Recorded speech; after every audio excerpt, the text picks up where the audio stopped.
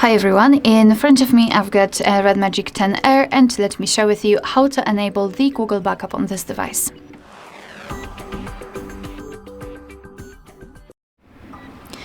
So let's begin with opening the settings. And here in this general list we have to scroll down to the very bottom to find System and Update. Then let's tap on this backup option and tap on Next. Tap on Add Account and make sure that you've got the internet connection because it is required, and then confirm everything with your screen lock if you've got one. Now in this step you can either create a new account if you do not have your own yet, or simply type your email or phone, so let me do it, and tap on Next. Right here we have to enter the password, so let me do this out of the screen.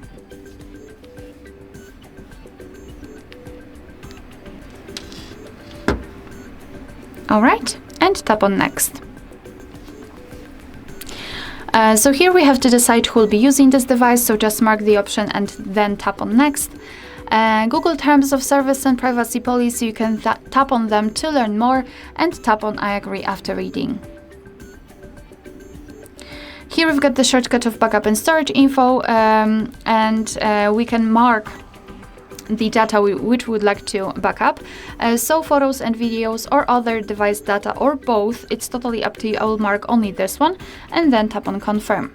Tap on Manage Backup, and here we've got another backup section where we can check how much space we've got left. Right here we can manage the storage, so for example remove some unnecessary files.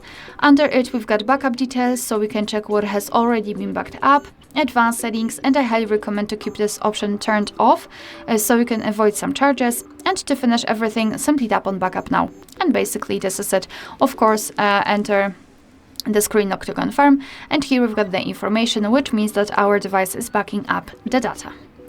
Alright, so that will be all. Thank you so much for watching. Please hit the subscribe button and leave the thumbs up.